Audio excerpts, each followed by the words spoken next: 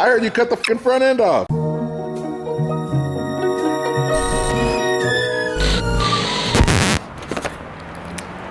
The OG shit car for us. Who would have known this would have been so, you know, such a huge part of us, the brand, Hoonigan, everything, this cheap $350 car. Well, then we got a second one that we got kind of duped into. It was a $200 Miata. So I don't know if you remember that. If you don't, someone will cut some footage right here. Look at that. You're not even gonna make it rain on him? Yeah, there it is.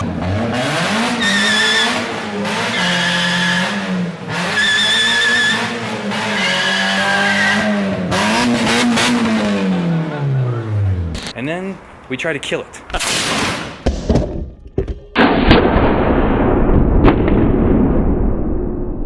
Zach jumped it. And then we were ready to throw it in the dumpster. But then we saved it.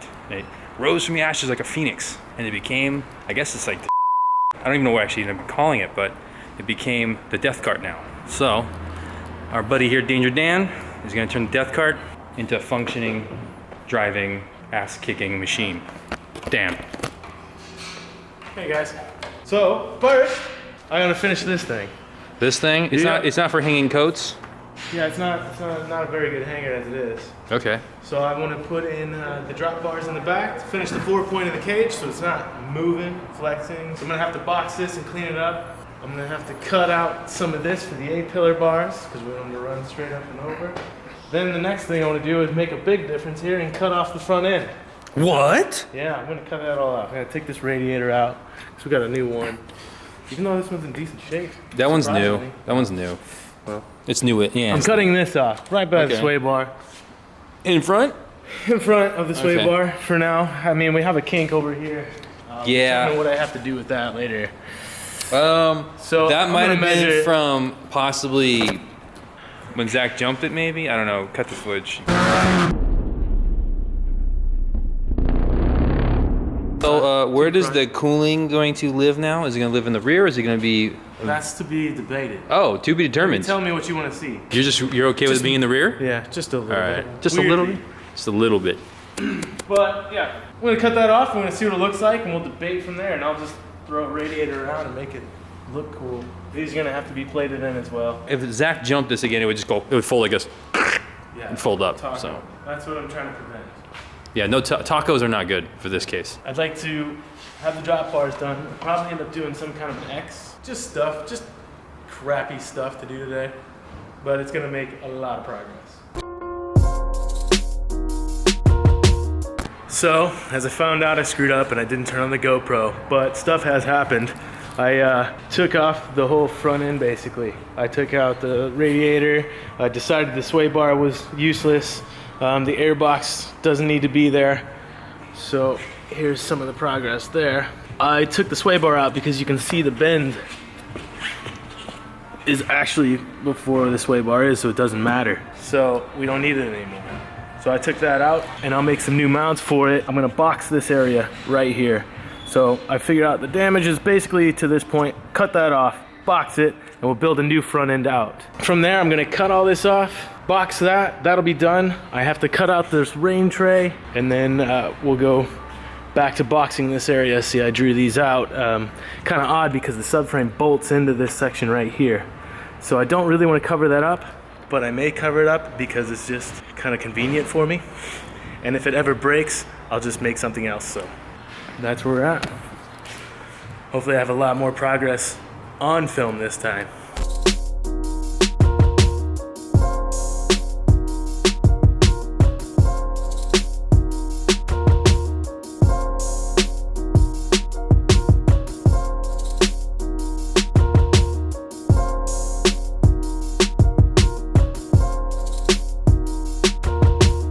Dan, what did you do to the car? I cut the whole front end off. It's probably better you cut that off because I think when it hit something.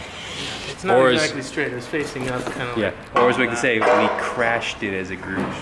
So yeah, cut that off very evenly.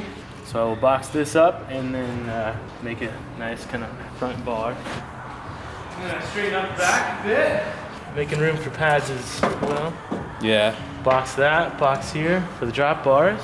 And I cut out these seatbelt towers Oh, oh, wait a minute. Oh yeah, they're gone. Did it. Uh-oh. Yeah. Hope you didn't throw them away, right? Cleaner. Yeah, they're there. We can weld them back. I didn't get to see these wheels yet. Yeah, they're awesome. These guys on the XT206Rs are the best. I'm gonna get out of your way. I'm gonna go back to drawing something. So, Dan, always a pleasure. I'm gonna moonwalk out of here. I'm really shitty at moonwalking. Oh, of course Dan can moonwalk. Is it Scottos? Does it run? It runs. It's sick. I'm a little bored today, but we're gonna go check on the shark cart. I heard they cut some stuff off. I don't really know what they did. I haven't seen it. Stepdaddy's going to work right now.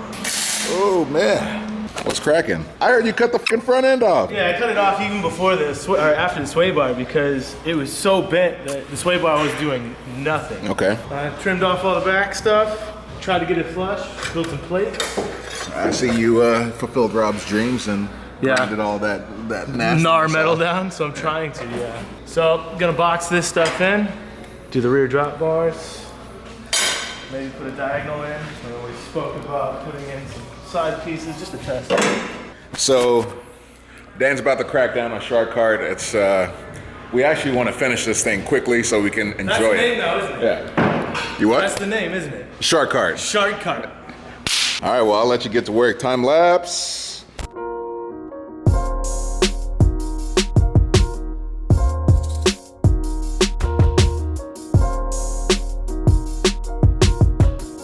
All right, as you can see, I've been trying to weld in the cage pads on the Miata in the back, and they're starting to come along. You notice I had quite a few big gaps just because it was really crudely cut. And it's very difficult to work around and make stuff up.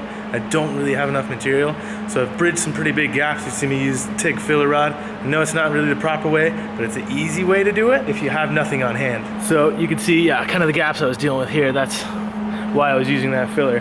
Now, Mazda has 2 layers of metal in here, and they are glued together in certain places.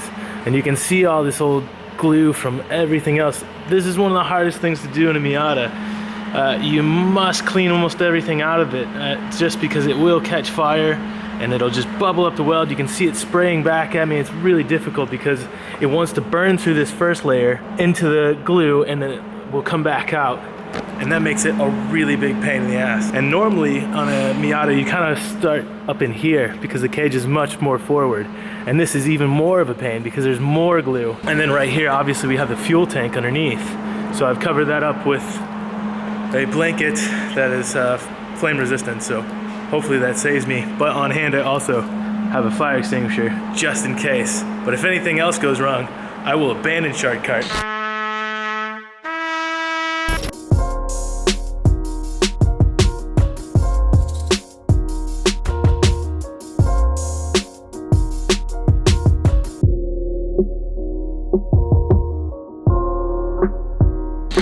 Just finished up boxing the rear. Now I'm gonna make the drop bars, just right in here. And I'm gonna teach you how to make it with just the stuff that you'd have in your garage, normal people would have. If you have an angle grinder and a welder, you can make this happen.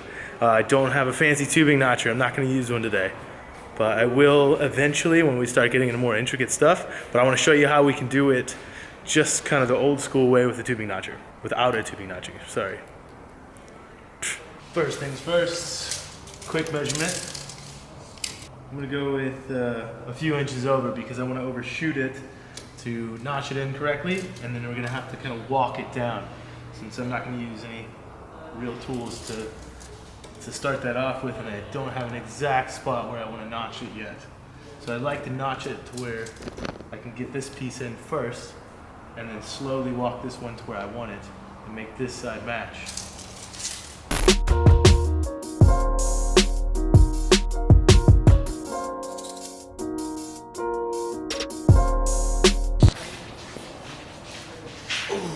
Tube time. What are we doing here? This is what I just cut. And I'm gonna take this for a rear drop bar. I cut it just a bit long, so what I wanna do is hit this notch first. Right in here. So I'm gonna kind of draw my line of where I want it to be and how I want it to sit. Okay. And then after I get this notched in nicely, I'm gonna kind of hack that off slowly and get it to the right position where I want it. What I think looks cool, or sitting in the center of the plate. So Nice. Now, is this more style or is this more function? this is actually function. Yeah. If you don't have this, this will not work. So your main hoop will not work without these back bars. So basically this is now tough, which it wasn't. And if it weren't to be, this would just poke right through. This would just sheet metal like this. See how easily I can bend that? That's why you put the pad to create the surface area. Mm-hmm. So that this can't be pushed through it, and you have a strong base for this. Ah, and then triangles and stuff being Triangles like and science geometry and stuff and and things, math. yeah. I I'm doing this for you. I don't know if a stiffer chassis is exactly what we need, because if y'all remember, there was a thing here that took most of the impact. The frame rails were cut off, yes. Hell yeah. All right. Well, I'll let you get back to doing shop stuff. All right, so I've made my marks. As you can see, I did a line kind of straight across here to see where the center was. And then I marked each side the depth, and I kind of drew what I thought to be the curve or the shape on both sides, the depth of it. And you can see how it kind of makes a V there. Now what I want to do with the angle grinder is I'm going to cut it this direction, about like this here, at an angle, and try to follow that line as close as I can. And I'm going to make sort of a V shape out of that, and then whittle it down from there.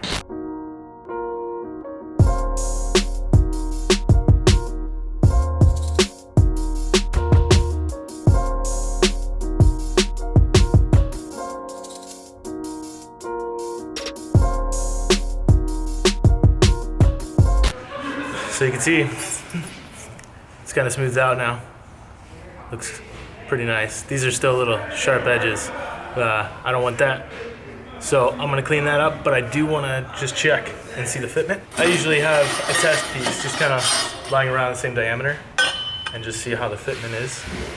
And that looks pretty decent. Now I just wanna see if the angle's correct. I line that up kind of the center where I want. That's relatively close, but you can see there's a gap on that side, and there's not on this side. So what I want to do is shave this side down just a bit more, and that should bring that side in, and then we'll flatten that out a bit, make it really nice with the flap disc, and get her tacked in place.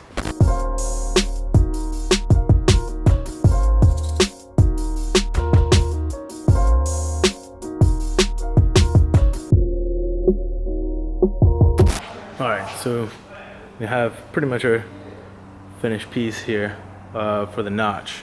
So lock that up kind of in its desired location, and see that I fit that in a much nicer, not much of a gap anywhere.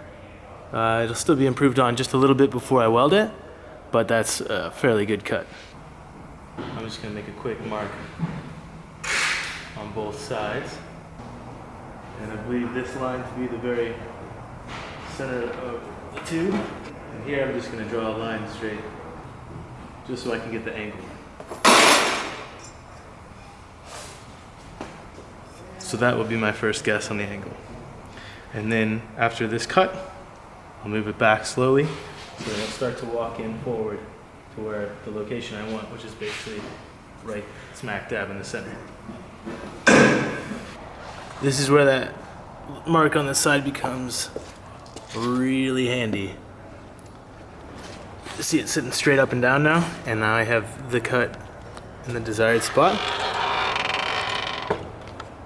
So I can get that on the first try.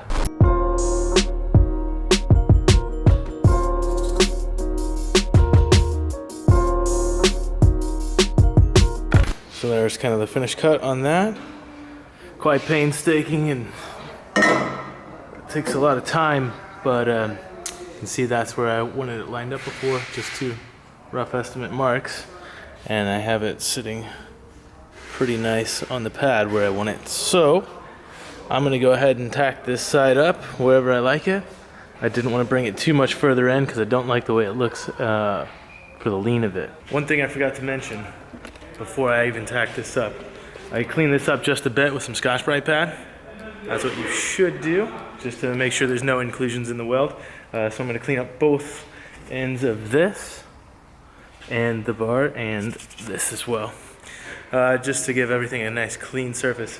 And then on the inside, you're going to want to clean the swarf out of it with a file or whatever you can to make it clean, just to get that crap out of the inside so it's not shaking around and you get a good penetration weld.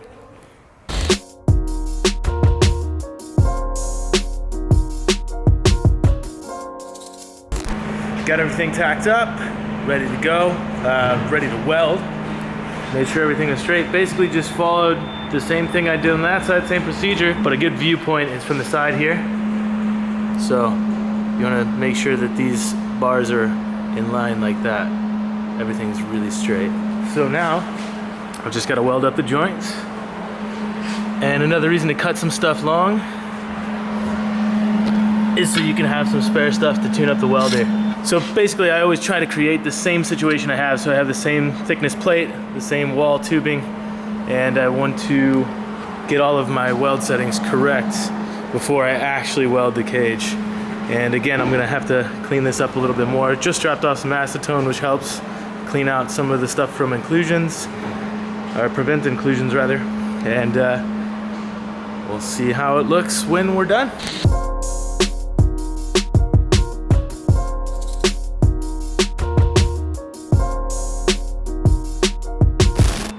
Look at this guy, now he's a camera guy now. Oh, yeah. Look at Dan, the camera guy. Multi-talented. Yeah. What do you think, guys?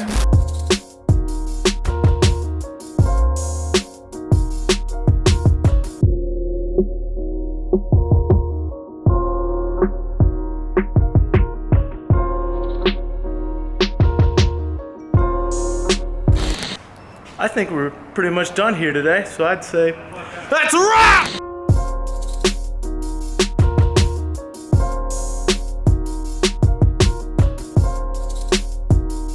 And if all goes well, we might have a short week, and after a short week, we might have a short attack.